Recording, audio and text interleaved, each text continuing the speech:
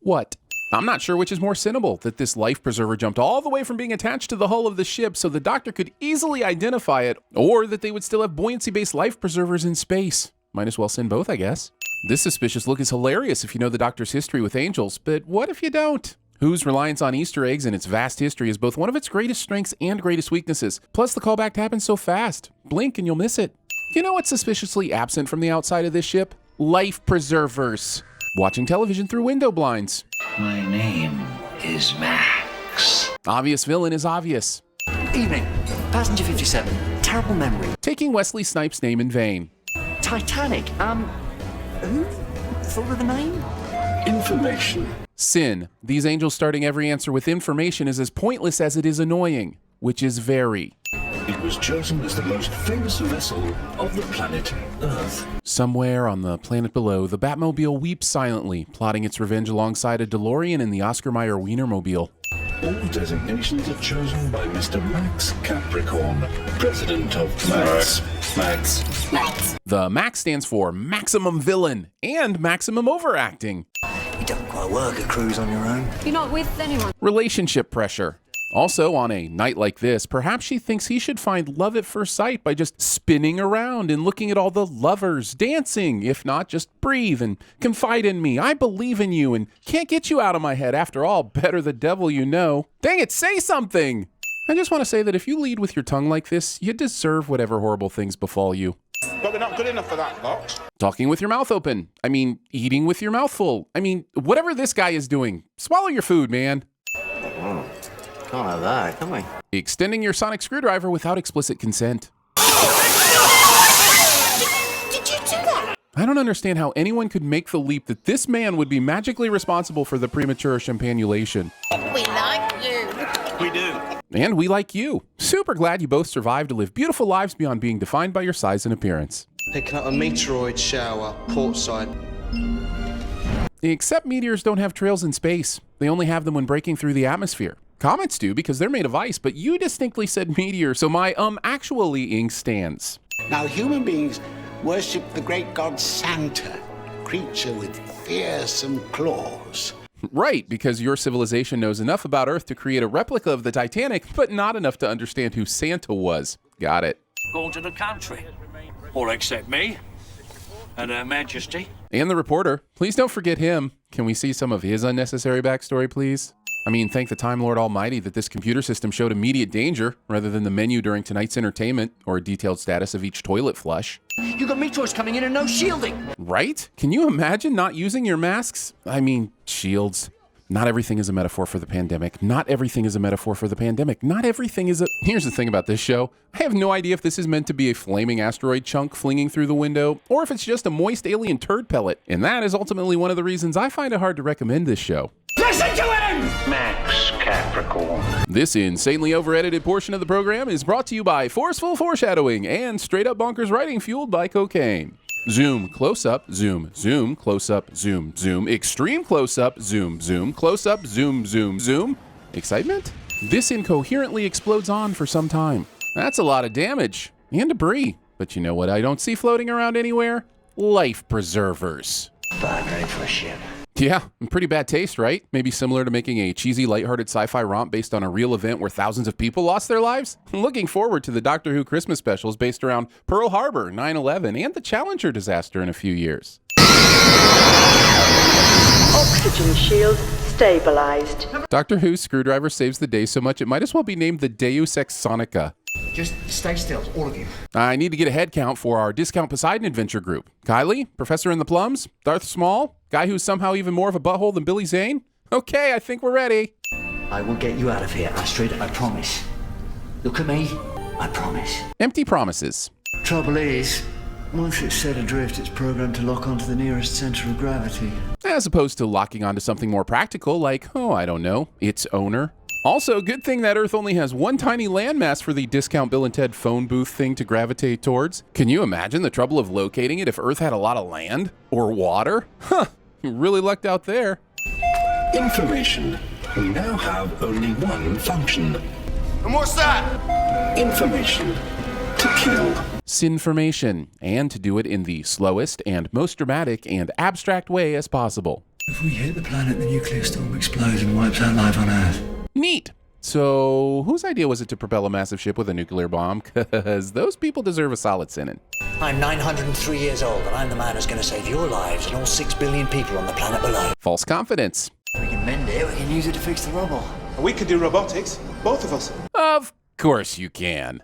Also, I love how the show thinks we need to know more backstory to support any level of shenanigans. Nobody cares about why you could do robotics. It's not like we have to stretch very far to believe any of this insanity. They're on the f***ing Titanic with a nuclear bomb. Nobody gives a shit about how you know anything about robots. How am I that's how we're gonna get through that gap? That's racist. I never told you. You know what this show gets right? Trolling people. Here we are, believing that these precious moments are meaningful, when in reality, these two die. But we are probably meant to be okay with it, because they were severely in debt. 5,000 credits? You spent 5,000 credits? Don't hate me. Allons, skip! Information override! You will tell me the point of origin of your command structure! And he does, because the plot needs him to. But doesn't this mean you could just stall the robot by continuing to ask it pointless questions? You really only need your basic 5-year-old and you're good to go. Well, that's not the only problem, Doctor. You'd think this would be the moment to tell the doctor that you've been shot and are slowly bleeding to death. But no. You might be a time king from Garrowby, but you still need to eat. And so the party takes a short rest to restore some hit points, spell slots, and develop a sense of camaraderie, because the show somehow has time for this. Must be well past midnight, Earth time. Assuming your home time zone is Earth time. You lied to the company to get the job. Even more backstory, but this time with fiery console mood lighting mixed with the scent of charred rubber and imminent death. I'm pretty sure the show thinks it's building empathy for its characters, but I'm actually actively rooting for their death now. How come you know it so well?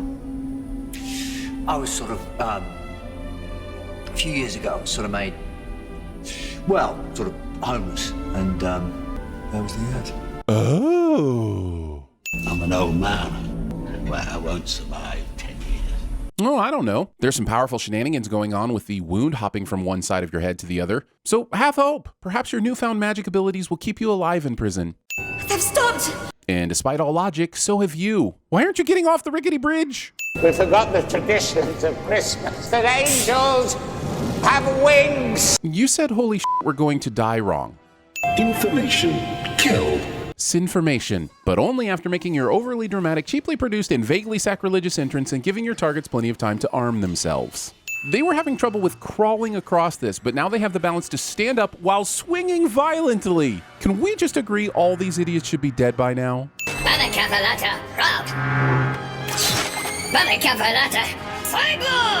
You knew you could do this the whole time, but waited until now? Banakafalata dick is more like it. Also, it's super good that no other machinery inside the EMP blast radius was negatively affected. It's the EMP transmitter. You want us to use it. And it can still be recharged even though he can't. It's easily accessible and completely removable for maximum convenience. No, but hold on, override, loophole, security protocol 10, 666, 21, 4, 5, 6, 7, 8. This eventually works. Information protocol grants you only 3 questions. These 3 questions have been used. Well, that's a very random and plot-specific protocol to have in place. Apparently, the host went to the Monty Python and the Search for the Holy Grail Bridge of Death Bridgekeeper's School of Numbering Questions. You're coming with me. Yeah, that seems like the only reasonable option here. Carry on. Rickson, take this. Entrusting your do thingy to an assholey. Mr. Frame, he's still with us? Indeed he is, no matter where you are in the ship. Always available, at the push of a button that just happens to be right beside you. Really kind of amazing when you think about it. There's an old tradition on Planet Star. What the sort of tradition are we talking about here? Before one leaves a stranger to his certain death, stand on a first aid box and snog a bit? One thing I love about this scene is that the doctor suddenly has full confidence to race across a now not so rickety bridge. Power of boners, man. It changes things. This is where the kitchen staff were murdered earlier, so there are far too few carcasses in this room. And it's time we did something to help him.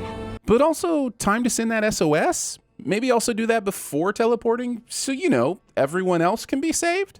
My name is Max. Oh, I'm sorry. Was this reveal meant to be exciting, interesting, notable? I can cancel the engines from here. But I haven't even thought of it until just now. Mr. Capricorn. I resign. She's driving a forklift across an entire room at forklift speed, and no one does anything to stop her. And then they just push against each other for a while like I'm watching battle bots. And then one host throws one halo and it just happens to cut a brake line, so she has to sacrifice her life. Oh, this show, man. And here is where she decides to save herself by jumping out of the slowly moving forklift and letting the momentum take the bad guy to his death. No? Another pointless sacrifice? Cool. Get a new special effect episode. You've now pulled this exact trick 1, 2, 3, 4 different times. I suppose this is as good time as any to point out that not a single woman survived this voyage. This giant piece of concrete bounces off Mr. Jerkface's skull like it's nothing, which just proves that they're all wearing hard hats that have been made up to look like their actual heads. It's a pretty impressive makeup job, actually. This lasts for a full minute, you guys. So he has control of them now? But how? Why? When? What? Where? Control are dead, they revert to the next highest authority. And that's me. Oh. Who? Also, how is the next highest authority him and not the person piloting the ship from the helm? These robots think the person with authority aboard the ship is the illegal stowaway that doesn't even exist in the manifest? I mean, bravo. This shit is dumb as hell, but they really do sell out for it. Thank you, Doctor. Thank you. Happy Christmas. Still more historically accurate than The Crown, though. There's an old tradition. Of kissing dead people? But if you could choose, Doctor, if you could decide who lives and who dies, that would make you a monster. I want them all dead. Consider me the worst monster of them all. I just want to point out that this machine is not only in terrible shape with its insides on the outside, but moments ago it didn't have enough juice to bring back Astrid. However, now it will work perfectly when the doctor and sad old man need to teleport away. And what about me? I travel alone. Unless you're Kylie Minogue, apparently, which in case all aboard. It's all yours, planet Earth. Now, that's a retirement plan. Oh, hey, sorry. Is this thing still going? I swear I thought it ended about 15 minutes ago.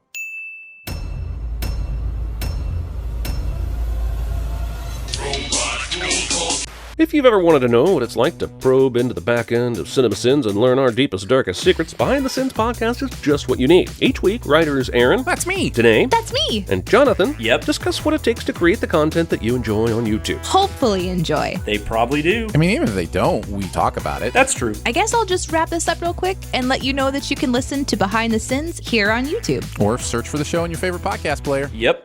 Coming at you live from Floston.